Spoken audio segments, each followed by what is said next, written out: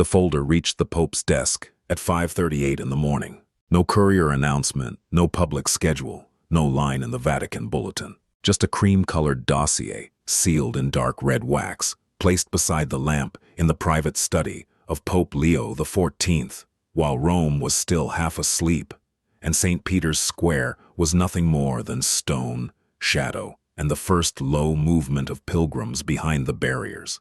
On the cover were 4 words typed in Latin: Sacrorum Ritus Abolitio, the abolition of sacred rites. Father Andres Valdivia, the Pope's personal secretary, did not open it. He had learned in less than a year beside Leo XIV that some papers arrived in silence because they were meant to change the silence itself. He placed the folder on the desk, stepped back, and waited. The Pope entered a few minutes later wearing a plain white cassock, his breviary still in his left hand. He looked at the folder before he looked at the coffee. Then he set the breviary down, broke the seal with a small silver letter opener, and read the first page without sitting. According to the 2 people later briefed on that morning, his face did not change at first, not when he read the title, not when he saw the list, not even when he reached the final paragraph, the one that would send bishops' conferences into emergency meetings, divide ancient brotherhoods and force Catholic families from Spain to the Philippines to ask whether the rituals they had inherited from their grandparents could still be called Catholic at all. He read in silence. Then he turned back to the first page and read it again. Only after the second reading did he sit down. The document was not long by Vatican standards. 41 pages, 12 prohibitions, 3 implementation articles, 1 closing instruction written in a tone so direct that several officials inside the Secretariat of State later said it did not sound like a normal Vatican document at all. It sounded like a door closing. The text declared that 12 historic ceremonies, some centuries old, some deeply woven into popular Catholic devotion, some beloved, some feared, some controversial, and some almost impossible to imagine Catholic culture without, would no longer be permitted as official rites of the Church. The Corpus Christi procession, public exorcism, funeral rites centered on souls suffering in purgatory, the public granting of indulgences, the presentation of newborn children in the temple, the solemn imposition of scapulars, public confession of sins, ritualized physical penances during Holy Week, routine ritualized communion at home, public communal exorcisms, the exclusive use of the Tridentine Mass, the blessing of weapons and military ceremonies, 12 practices, 12 old doors, 12 points where Catholic memory, culture, fear, beauty, superstition, power, and devotion had been fused so tightly that many believers could no longer tell where faith ended and inherited theater began. At 6:14 a.m., Leo XIV took a pencil and underlined one sentence on page 3. The Church does not abolish what is holy. She abolishes what has begun to hide holiness from the people. That line would become the key to everything. Before we go further, stay with this story, because what happened after that folder was opened is not simply a liturgical reform. It is a struggle over the Catholic imagination itself. It is about what the Church allows people to fear, what it allows them to adore, and what it finally decides to leave behind. To understand why this document landed like a shockwave, you have to understand what Pope Leo XIV saw before he signed it. The official story would later say that Sacrorum Ritus Abolitio was the result of months of theological consultation. That was true, but incomplete. The deeper story began in 3 places: a crowded street in Toledo during a Corpus Christi procession, a rural chapel in Colombia where a public exorcism had turned into a viral spectacle, and a cemetery in Guatemala where a widow had paid for more masses than she could afford because someone told her that her husband's soul was still burning. Those three reports reached the Pope within the same week. The first contained photographs of the Eucharist, carried beneath a golden canopy, while tourists pushed forward to capture the perfect image on their phones. The second contained a video of a frightened young woman being prayed over before a crowd that shouted, recorded, and posted every convulsion. The third was a letter from a parish priest who had discovered that poor families in his region were spending money on repeated suffrages for the dead, while skipping medicine, school fees, and food. Leo XIV read the 3 files together. That was when he reportedly said the sentence that frightened some of his advisors. "We have confused devotion with possession." No one answered him. No one needed to. In the Catholic Church, certain questions are dangerous precisely because every honest person knows they should have been asked sooner. The Pope did not hate ritual. Those closest to him insist on that. He loved the liturgy. He loved silence. He loved incense, chant, repetition, sacred gestures, and the way a small sign can carry a soul through grief.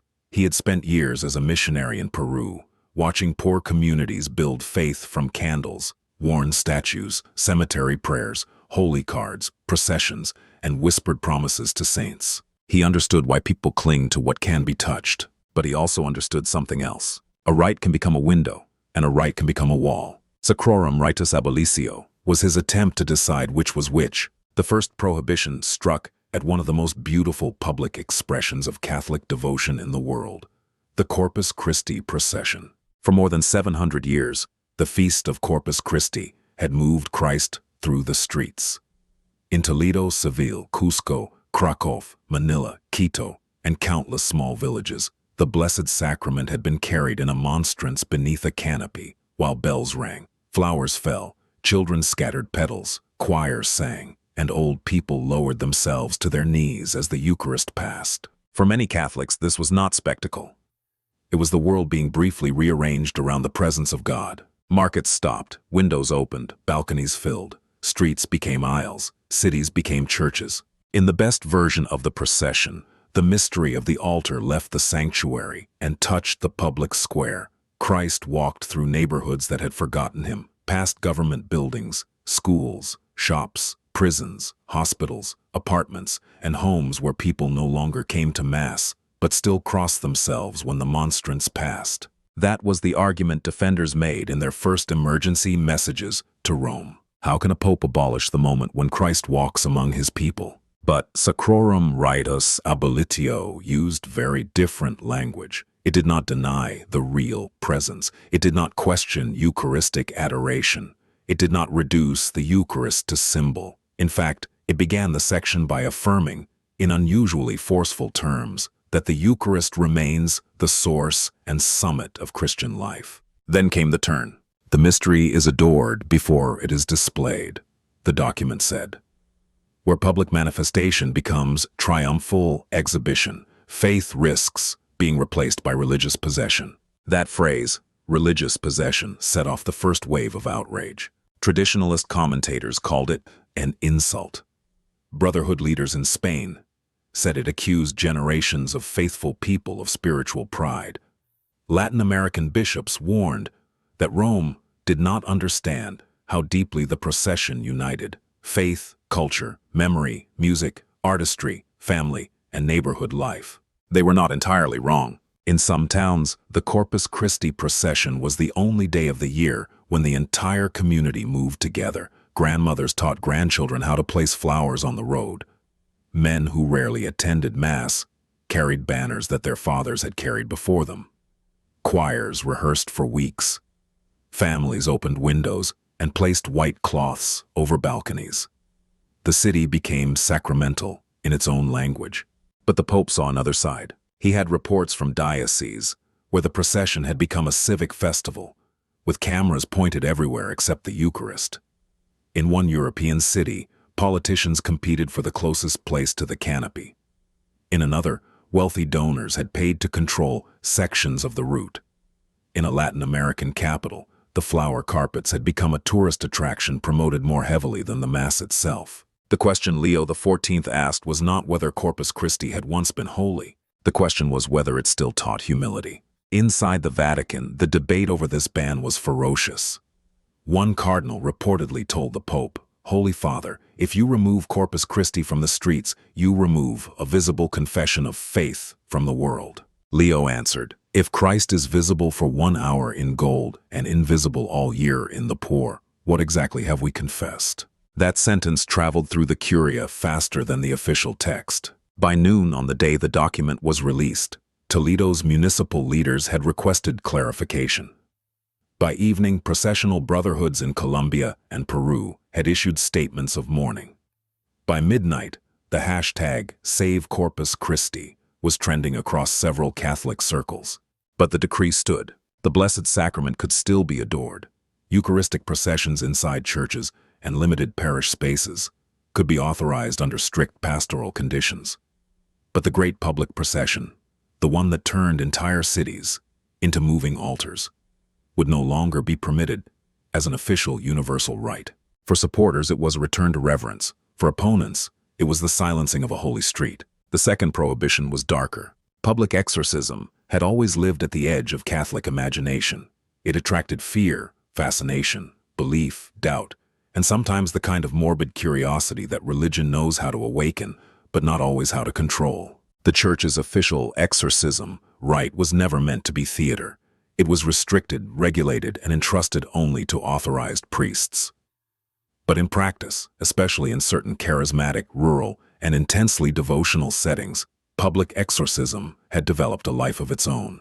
People gathered, cameras appeared, stories circulated, priests became known for dramatic confrontations with demons. Crowds came not only to pray but to see. The Pope had studied several reports. One disturbed him more than the others. In a chapel outside Medellin, a young woman had been brought before a crowd by relatives who believed she was possessed.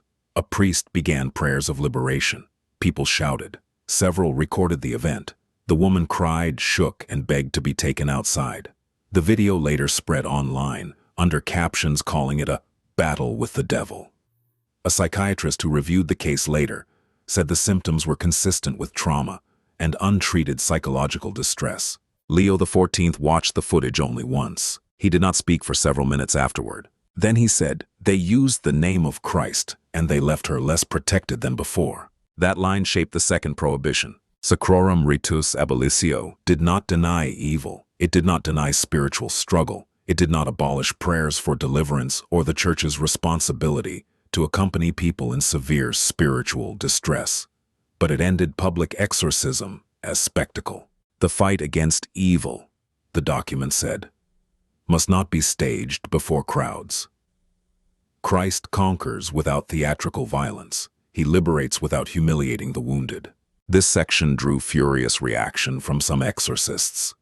One Italian priest, who had written several books on demonic possession, accused the Pope of disarming the Church. A Polish bishop warned that modern psychology could not explain everything, and that the demonic should not be reduced to metaphor. In Nigeria and parts of Latin America, priests argued that people still live with a vivid sense of spiritual warfare and need visible reassurance that the Church has authority over darkness. But the Pope's supporters pointed to another reality. People with mental illness had too often been treated as possessed. Children had been frightened. Vulnerable adults had been exposed publicly, and the internet had turned suffering into content. A German theologian summarized the shift in one sentence. The Pope is not denying evil. He is denying our right to turn another person's agony into proof of our power. Public exorcism was abolished. Private, carefully supervised pastoral care remained. The spectacle ended, and the first two pillars had fallen. The third prohibition moved from the street and the spectacle to the cemetery. For generations, Catholics had prayed for the dead with fierce tenderness. They lit candles. They requested masses. They visited graves. They whispered names on All Souls' Day. They carried photographs in wallets and placed them beside crucifixes. The dead were not gone. They were waiting, and the living continued to love them. At its best, this was one of the most beautiful dimensions of Catholic faith, communion across death. But around that faith, a ritual economy had formed. Masses for the holy souls. Cycles of Gregorian masses. Cemetery processions focused on souls in torment. Novenas meant to release the departed from fire. Priests who spoke of purgatory in ways that made grieving families afraid that their loved ones were suffering because not enough had been offered. The Pope did not move against prayer for the dead. He moved against fear surrounding the dead. The document was careful but firm. The Church prays for the departed because love remains alive in God. She does not bargain with God over the duration of suffering. That sentence alone was enough to change Catholic funeral language across the world. From the day the decree took effect, funeral rites centered on releasing souls from purgatorial punishment were abolished. Priests could no longer speak, as though the funeral were a spiritual negotiation. Families could no longer be encouraged to purchase repeated masses, under the impression that quantity could shorten invisible pain. Public ceremonies dramatizing souls suffering in purgatory were forbidden. The Mass for the dead remained, prayer for the dead remained, the communion of saints remained, but the emotional center shifted from anxiety to resurrection. No more funeral preaching that left mourners frightened. No more suggestion that the dead were trapped in flames until enough rituals accumulated. No more spiritual pressure placed on poor families who wanted to do right by someone they loved. The reaction in Latin America was immediate and raw. In Guatemala, candles appeared outside churches with signs that read, "We will not forget our dead." In Mexico, families gathered in cemeteries and prayed rosaries in open resistance, insisting that prayers for souls in purgatory were not superstition but love. In the Philippines, priests reported confusion from parishioners who asked whether their years of offerings had been meaningless. The Vatican's answer was pastoral but uncompromising. Love is never meaningless. Prayer is never wasted. But God does not require the living to buy mercy for the dead. This was the line that divided the debate.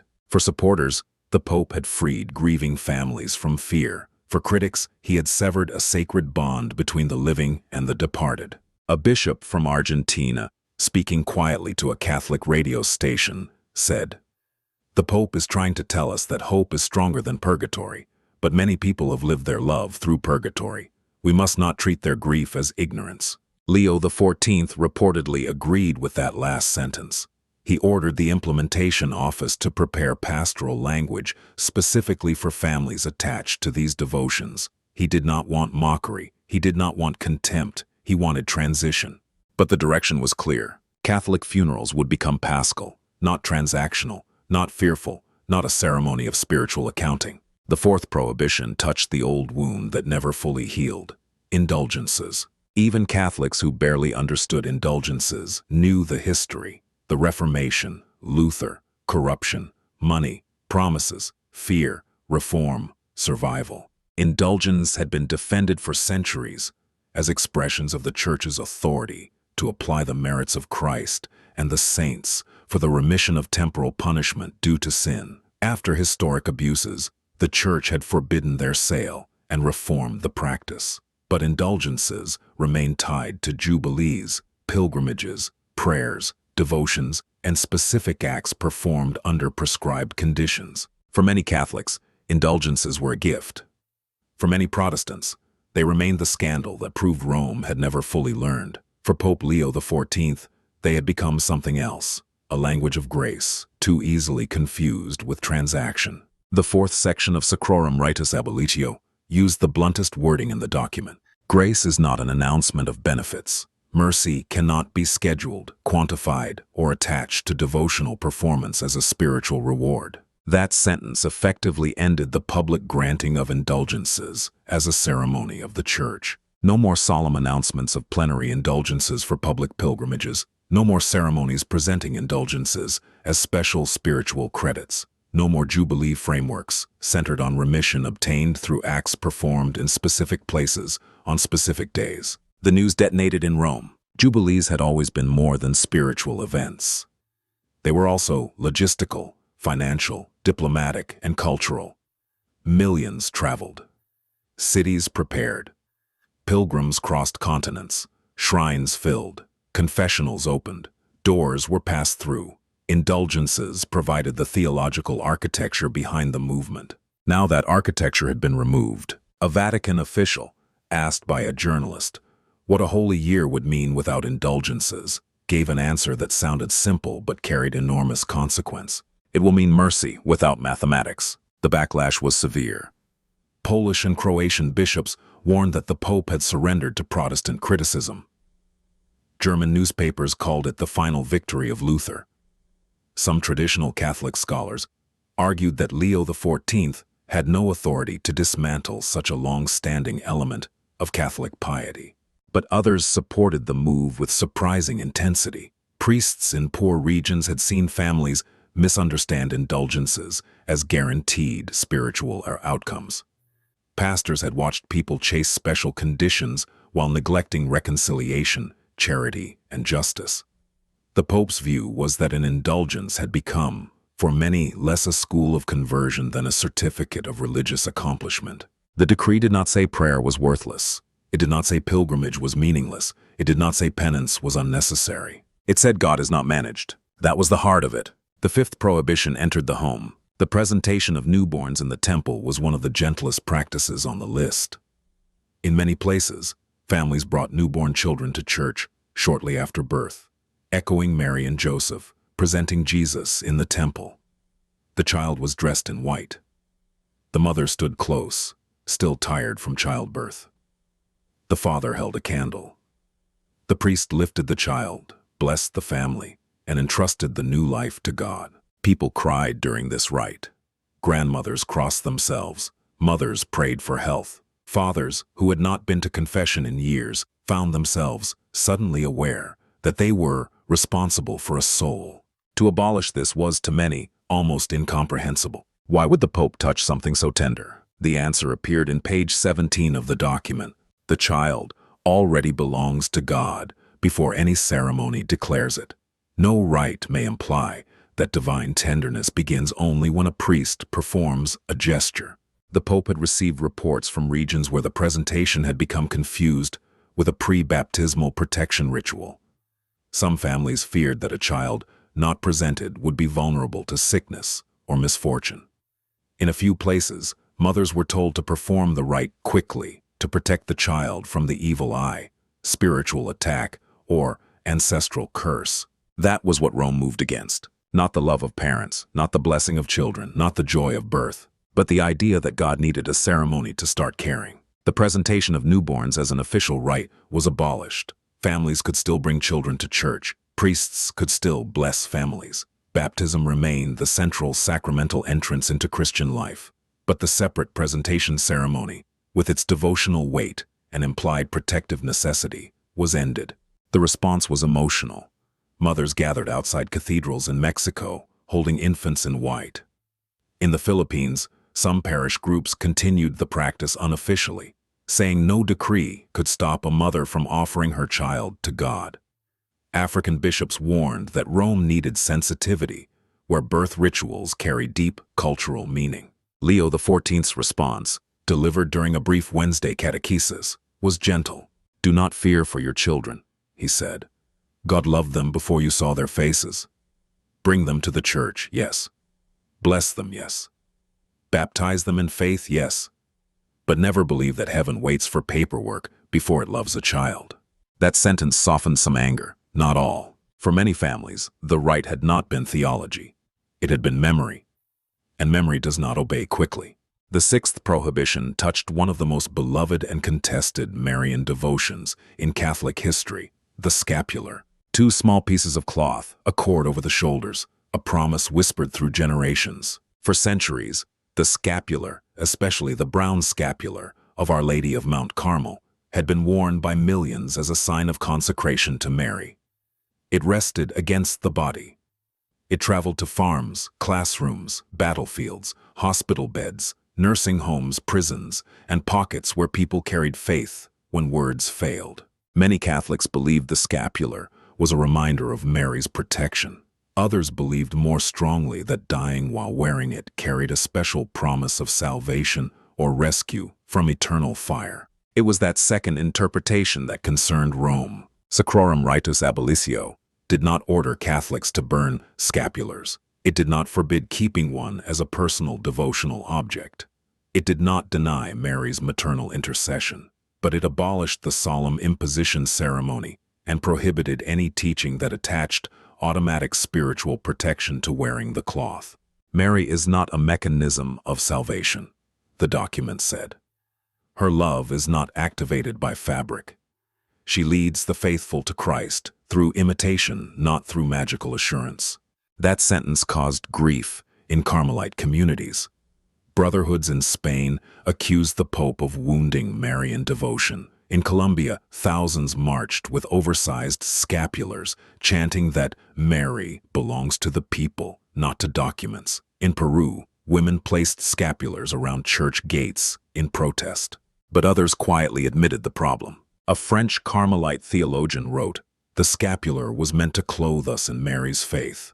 Too often, it became spiritual insurance worn over an unchanged heart." That was the exact concern. Leo XIV had seen a pattern across several rites. Objects, gestures, and ceremonies meant to deepen conversion had become substitutes for conversion. The scapular did not change the heart for the wearer. It reminded the wearer to let the heart be changed. When the reminder became a guarantee, devotion became distortion. The imposition was abolished. The call to Marian discipleship remained. The seventh prohibition moved into the most private place of all: conscience. Public confession of sins had existed in various forms across Christian history. In the earliest centuries, serious penance could be public. In more recent settings, particularly charismatic communities, rural missions, and revival-style Catholic gatherings, public testimony sometimes included detailed confession before an assembly. People spoke into microphones. They named addictions, betrayals, sexual sins, violence, corruption, hatred. The crowd cried, applauded, prayed, and sometimes judged. Supporters called it healing. Critics called it humiliation. The Pope called it dangerous. The forgiveness of God enters the conscience as medicine, the document said. It must not be turned into theater. Public confession of sins was abolished throughout the Church. No parish, movement, community, retreat, or pastoral event could pressure or encourage people to disclose personal sins before a crowd. Testimonies of conversion could remain, but not the exposure of specific sins in ways that blurred spiritual healing and public spectacle. The reason was simple: the conscience is sacred. The Vatican had collected testimonies from people who later regretted public disclosures. Some had been shamed, some had been manipulated by leaders, some had seen their confessions used against them. In certain communities, spiritual authority had become a stage where vulnerable people were rewarded for exposing pain. Private confession remained inviolable. The seal remained absolute. The sacrament remained. But public sin recounting ended. The reaction differed by region. In Europe, where the practice was rare, the response was mild. In Brazil, Nigeria, the Philippines, and parts of the United States, charismatic Catholic groups reacted with anger. They argued that public testimony helped people break isolation and inspired conversion. The Pope's answer was careful. "Tell the world that Christ saved you," he said, "but do not believe you owe the world the wounds he healed in secret." That sentence became one of the most shared lines from the entire reform. The eighth prohibition returned to Holy Week. This was the one many people had expected, and many had feared: the abolition of ritualized physical penances. Self-flagellation, heavy crosses, barefoot processions over stone, chains dragged through streets, bloodied backs. In extreme cases, literal crucifixion reenactments. These practices had been defended as radical participation in the Passion of Christ. They had also been criticized as dangerous, theatrical, and theologically confused. In places like the Philippines, Spain, Guatemala, Mexico, and parts of South America, they were not fringe acts. They were woven into Holy Week identity. Families planned around them, communities gathered. Some penitents had made vows after sickness, tragedy, addiction, or near-death experiences. They saw their suffering as gratitude. One man from Pampanga said in a television interview, "When I carry the cross, I am not showing off. I am telling Jesus that I remember what he did for me." The Pope did not mock that devotion, but the decree was absolute. Christ's passion is not completed by self-injury, it said. The cross is carried today through mercy, service, forgiveness, and solidarity with the suffering, not through the spectacle of wounded flesh. All ritualized physical penances during Holy Week were prohibited. Doctors welcomed the ban. Human rights groups welcomed it. Many pastors who had long been uneasy welcomed it privately, while fearing public backlash. Traditional brotherhoods reacted with rage. Some declared spiritual resistance. Some vowed to continue underground. Some accused Leo XIV of removing the body from Catholicism and turning the faith into soft, moral language. But the Pope's language was anything but soft. "Do not whip yourself," he said in a Holy Week address. "Visit the sick. Do not spill blood in the street. donate blood in a hospital, do not drag chains before crowds, break the chains of someone trapped in hunger, debt, fear, or loneliness. Those lines reframed the entire debate. For the Pope, the question was not whether sacrifice mattered. It was whether sacrifice had become confused with injury. He did not reject penance. He redirected it. Fasting remained, pilgrimage remained, prayer remained, almsgiving remained, confession remained, service became central. But blood as devotional performance ended. The ninth prohibition created one of the most complicated pastoral crises in the decree: routine, ritualized Holy Communion at home. This section was misunderstood almost immediately. Headlines suggested the Pope had banned communion for the sick. That was not true. The document explicitly preserved communion in cases of grave illness, physical impossibility, advanced age, or danger of death. What it abolished was the routine transformation of home communion into a private devotional service detached from the communal Eucharistic life of the parish. The Eucharist, the document insisted, is not a religious delivery. That phrase offended some and relieved others. In many parishes, especially during crises, priests and lay ministers brought communion to homes regularly. For isolated elderly people, this was not convenience. It was the one thread connecting them to the sacramental life of the Church. The idea that this might be restricted felt cruel. A Mexican sister said, "For some of my elderly people, the host brought to their room was the only visitor who came with love." The Pope heard those concerns. He ordered clarifying guidelines within 48 hours. The restriction would not abandon the sick. It would require parishes to rebuild community around them. Home communion would be exceptional and reverent, not casual or routine. The parish would be obliged to accompany isolated people not only by bringing the Eucharist, but by restoring human presence, visits, prayer groups, transportation where possible, and community care. The goal was not less mercy, it was more community. Still, the wording was severe. The Eucharist is the sacrament of the gathered body of Christ, the decree said. When it becomes a private object moved from place to place without the visible life of the community, the sign is weakened.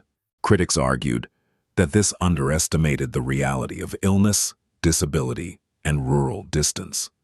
Supporters replied that the Pope was forcing parishes to stop treating the isolated as sacramental stops on a route and start treating them as members of a body. The debate remains unresolved, but the direction is clear. Communion is not only received, it gathers. The 10th prohibition seemed at first to repeat the second, public communal exorcisms. But the distinction mattered. The second prohibition abolished public exorcism as a priestly spectacle over an individual. The 10th abolished mass deliverance events, where entire crowds gathered for dramatic prayers against curses, spirits, generational demons, or collective demonic influence. These events had grown rapidly in some regions. They filled stadiums, retreat centers, parish halls, and online live streams. They often promised liberation from fear, addiction, sickness, ancestral wounds, or evil influence. Some were sincere, some were manipulative, some blurred spiritual prayer, psychological distress, and performance. The document was direct. The Church does not gather crowds to produce fear and call it liberation. Public communal exorcisms were prohibited immediately. The Vatican cited reports of panic, emotional collapse, false claims of possession, and the exploitation of vulnerable people. It also warned that such events could create a worldview in which ordinary suffering was constantly interpreted as demonic attack, leaving people afraid of life itself. The Pope's theology here was consistent with the entire document. Evil is fought by holiness, truth, justice, prayer, sacraments, and healing relationships, not by staged confrontation. A Colombian priest who had led mass deliverance services for years said, "People come because they are desperate. They need hope. If we take this away, what do we give them?" That question mattered. The Vatican's answer was a new model: pastoral healing services centered on prayer, confession, scripture, counseling referrals, and community support. No shouted commands, no naming demons, no public manifestations, no stage, no cameras. The crowd would no longer watch someone break. The community would help someone heal. 10 ceremonies had now been prohibited. The Church was no longer merely debating. it was reorganizing its nervous system. But the final two prohibitions were the most politically dangerous. The 11th concerned the Tridentine Mass. Leo XIV knew this would ignite a fire. The Tridentine Mass was not simply an old liturgy. For many Catholics, it represented continuity, reverence, beauty, mystery, discipline, and resistance to what they perceived as liturgical casualness after the Second Vatican Council. Latin, silence, precise rubrics, the priest facing the altar, Gregorian chant, kneeling, veils, incense, and the sense that worship was directed first to God, not to the assembly. For some, it had healed their faith. For others, it had become an identity marker separating the pure from the compromised. The Pope did not ban the Tridentine Mass outright. That was important. But he abolished its exclusive use. No parish, community, seminary, or association could use it as the only form of Catholic worship while rejecting or avoiding the ordinary form of the Roman Rite. The phrase in the document was surgical. The ancient form may enrich the Church, it may not become a separate ecclesial country. That phrase, separate ecclesial country, became the most quoted line in traditionalist circles within hours. The decree required communities attached to the Tridentine Mass to participate in broader diocesan liturgical life. Formation in the Novus Ordo would be mandatory. Bishops would review any group where the old liturgy had become tied to rejection of Vatican II, hostility toward the ordinary Mass, or contempt for the rest of the Church.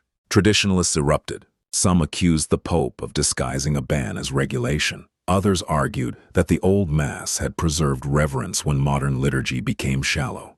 Young Catholics who had discovered the Tridentine Mass in recent years posted videos in tears, saying Rome was punishing them for seeking beauty. But supporters of the decree saw something else. They had watched some communities drift toward separatism.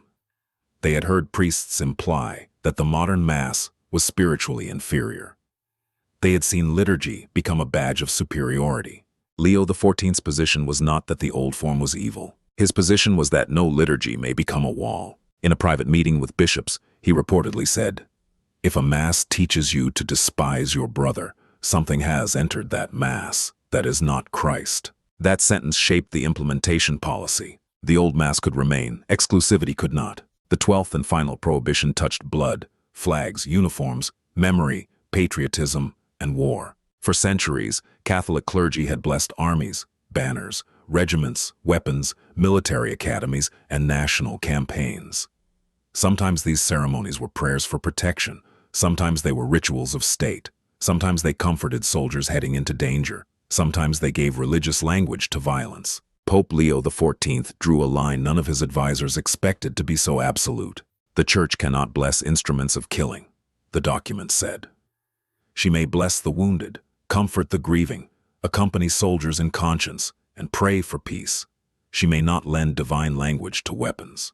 All blessings of weapons and Catholic military ceremonies, granting sacred legitimacy to war, were abolished. This final prohibition created diplomatic tension almost immediately. Several countries with strong Catholic military traditions requested clarification. Chaplains asked whether they could still bless soldiers before deployment. The Vatican answered yes, but with a distinction that became central. Bless the person, never the weapon. Bless the conscience, never the violence. Pray for protection, never sanctify war. Military flags could be present at funerals or memorials under civil protocol, but no rite could present national violence as divinely endorsed. No tanks blessed, no rifles sprinkled, no missiles named under patron saints, no war campaigns wrapped in sacred ceremony. The Pope's reasoning was stark. Christ was disarmed on the cross, he said, during the first public catechesis after the decree. The Church loses her soul when she blesses what pierces bodies and calls it protection. Veterans were divided. Some felt betrayed, arguing that military blessings had comforted soldiers who faced death. Others, especially those wounded by war, welcomed the change. A former Catholic chaplain in the United States said, "I have blessed men going into combat. I now wonder whether I sometimes blessed fear and called it courage." Peace movements across Latin America, Africa, and Europe celebrated. Nationalist Catholic groups denounced the Pope as naive, unrealistic, and hostile to Christian civilization. One European politician accused him of weakening the moral defense of nations. The Vatican did not retreat. The 12th prohibition closed the document with its clearest moral claim. God does not need violence defended in his name. When the full list became public, the reaction was not one earthquake. It was 12. In Spain, processional brotherhoods held silent vigils. In Brazil, charismatic leaders demanded dialogue. In Poland, bishops called emergency meetings. In Mexico, mothers carried babies to cathedral doors. In Colombia, healing ministries asked whether they had any future. In the Philippines, Holy Week penitents vowed not to disappear. In France, theologians welcomed the end of what they called devotional, magical thinking. In the United States, traditionalist communities organized legal appeals within diocesan structures.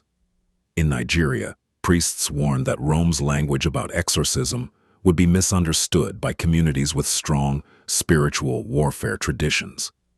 In Germany, some progressive Catholics praised the decree while wondering if the Pope had moved too quickly. In Rome, the Curia entered a state of controlled panic. But the most important reaction came from ordinary Catholics, and it did not fit neatly into ideological categories. Some were relieved, some were wounded, some were angry, some were confused. Some said the Church had finally chosen the gospel over fear.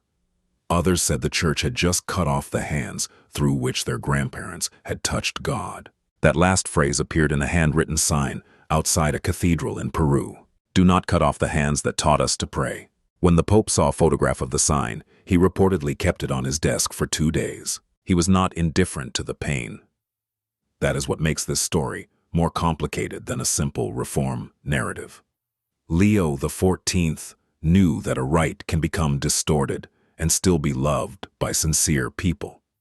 He knew that abolishing something does not only remove an abuse, it also removes memories attached to it.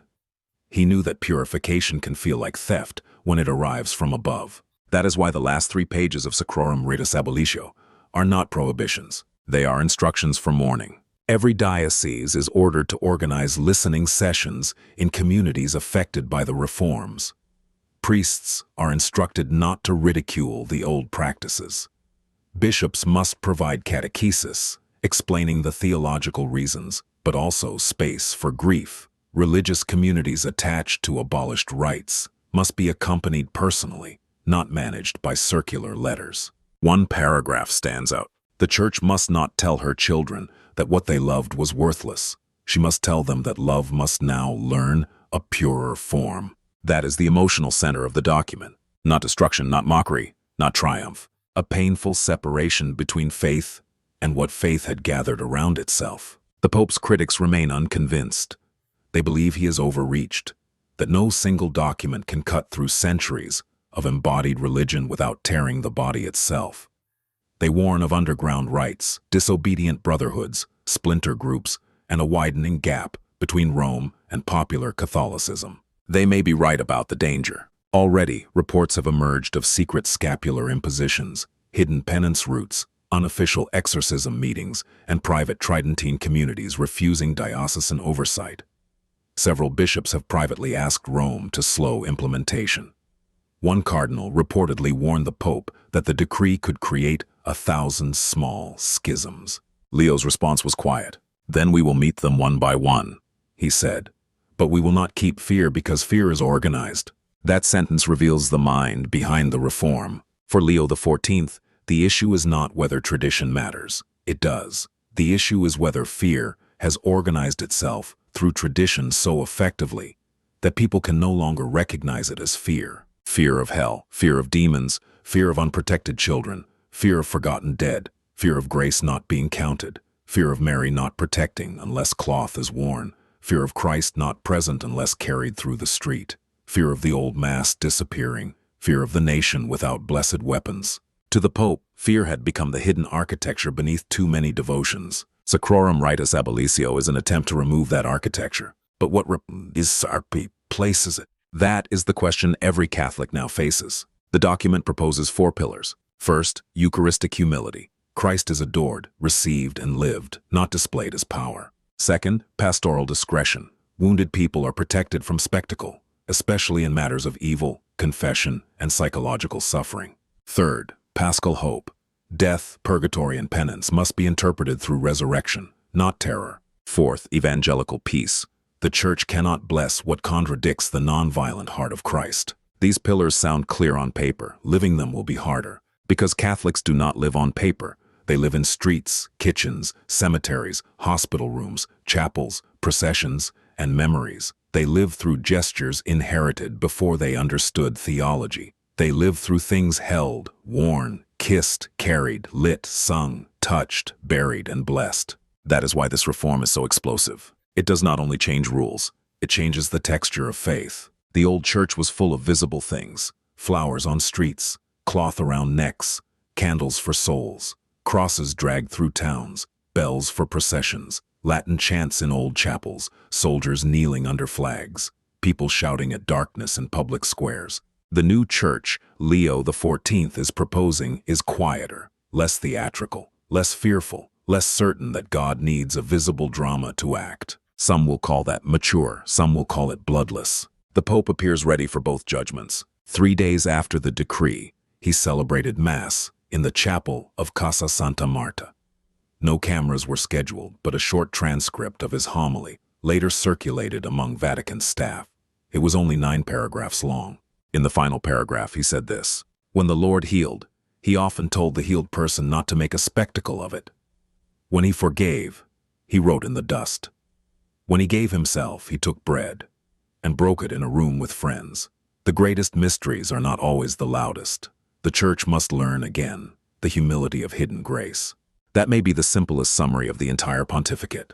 The greatest mysteries are not always the loudest, and yet the reaction to this document has been deafening. By the end of the first week, protests had appeared in at least 22 countries. Petitions circulated, open letters multiplied, bishops' conferences prepared responses. Catholic media divided sharply. Some called Leo XIV the Pope of Purification. Others called him the Pope of Rupture. But in several unexpected places, quiet support began to grow. A group of elderly Catholics in Quebec released a statement saying they had spent their lives afraid of purgatory and were grateful their grandchildren would not inherit the same fear. A community of mental health professionals who work with Catholic parishes praised the end of public exorcism. A circle of young priests in Brazil said the decree forced them to think more deeply about what they were actually communicating through ritual. A group of military veterans asked for new liturgies of repentance, healing, and reconciliation for soldiers who had carried moral injury after war. That last request moved the Pope deeply. Within days, the Vatican announced that new rites would be developed, not replacements that mimic the old, but pastoral forms rooted in the decree's theology. A rite of Eucharistic adoration for neighborhoods without public processions. A rite of consolation for families of the dead. A rite of blessing for newborn children without superstition. A Marian consecration based on discipleship rather than automatic promise. A healing service for those suffering spiritually or psychologically. A Holy Week service of works of mercy. A rite of accompaniment for the isolated sick. A Mass for peace and moral healing for soldiers and victims of war. This was the part many headlines missed. The Pope was not only abolishing, he was redirecting. The Church would still bless, still pray, still mourn, still adore, still accompany, still confess, still sing, still carry crosses, but now in the bodies of the poor, the sick, the abandoned, the migrants, the prisoners, and the wounded. The final question is whether Catholics will follow him there. Because it is easier to carry a wooden cross through a street than to forgive an enemy. Easier to wear a scapular than to imitate Mary's surrender. Easier to attend a public exorcism than to confront the evil one has chosen. Easier to buy a Mass than to sit with grief. Easier to kneel before a procession than to become Eucharistic in daily life. Easier to bless weapons than to make peace with the person across the border. Easier to love tradition than to be transformed by it. That is the accusation hidden inside Sacrorum Ritus Abolitio. Not that Catholics love too much, but that sometimes they love the signs because the signs are safer than conversion. On the evening after the document was published, Pope Leo XIV walked alone through a side corridor of the Apostolic Palace. The lights were low. The marble held the coolness of night. Father Valdivia walked several steps behind him, carrying a stack of early reactions from around the world. The Pope stopped before a small crucifix on the wall. It was not famous, not ancient, not covered in jewels, just wood, darkened by years of touch. He stood there for a long time. Then he said, not to the secretary exactly, and not to himself alone. They think I'm taking Christ away from the streets. I'm trying to bring him back into their lives. That sentence did not appear in the official bulletin. It did not become the headline. It was too quiet for that. But it may be the sentence that explains everything. Whether the Catholic world accepts it is another matter. The old rites have not disappeared from memory. They will live there for years, maybe generations. Some will be mourned, some will be defended, some will be practiced in secret, some will slowly fade, some will be purified and reborn in forms no one can yet imagine. But the decree has been signed, the seal has been broken, the 12 doors have been marked, and the Church is standing in the corridor between what it inherited and what it must now become. So the question is no longer only whether Pope Leo XIV went too far. The question is whether the Catholic Church can survive the loss of ceremonies that once carried its fear, its beauty, its pain, and its identity, and discover a faith that does not need spectacle to be alive. Tell us what you think. Which of these 12 prohibitions shocked you the most? Do you see this as purification, or as the cutting away of something sacred? Should the Church protect these ancient rites, or should it let them go when they begin to hide the gospel they were meant to reveal? Share your thoughts respectfully in the comments. Subscribe if you want more documentary-style analysis of what is unfolding inside Rome. Because this story is not finished, the decree has been signed, but the real test begins now, in the parishes, the monasteries, the homes, and the wounded hearts of the faithful who must decide what remains when the old ceremonies are gone.